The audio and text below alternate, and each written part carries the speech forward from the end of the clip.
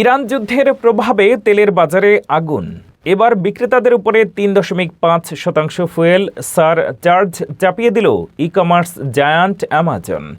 UPS বা ফেডেক্সের পথে হেঁটে অ্যামাজনের এই সিদ্ধান্ত কি ছোট ব্যবসায়ীদের দেউলিয়া করে দেবে? লন্ড্রি ডিটারজেন্ট থেকে টয়লেট পেপার সবকিছুর দাম কি তবে বাড়তে চলেছে? বিশ্বব্যাপী জ্বালানি সংকটের এই প্রভাব আপনার পকেটে কতটা টান দেবে? বিস্তারিত জানুন প্রতিবেদনে।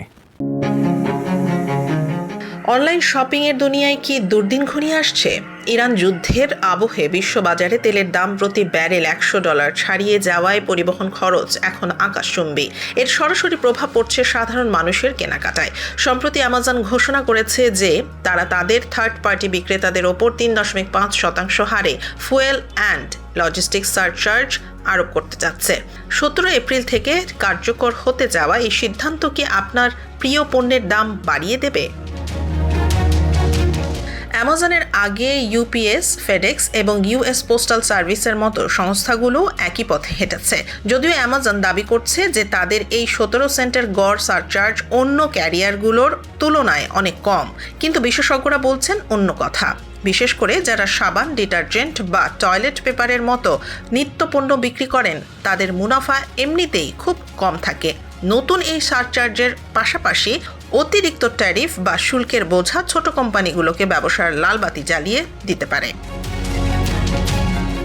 পরিসংখ্যান বলছে প্রায় 30-40% বিক্রেতা এই বাড়তি খরচ সামলাতে পণ্যের দাম বাড়াতে বাধ্য হবেন।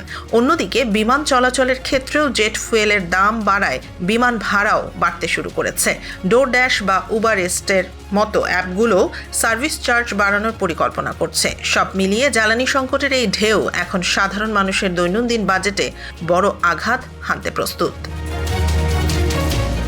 সবচেয়ে বড় শঙ্কার বিষয় হলো যুদ্ধ শেষ হলেও এই সারচার্জগুলো কি আদৌ প্রত্যাহার করা হবে? ইতিহাস বলছে সাময়িক অজুহাতে দাম বাড়ানো হলেও পরবর্তীতে তা আর কমানো হয় না।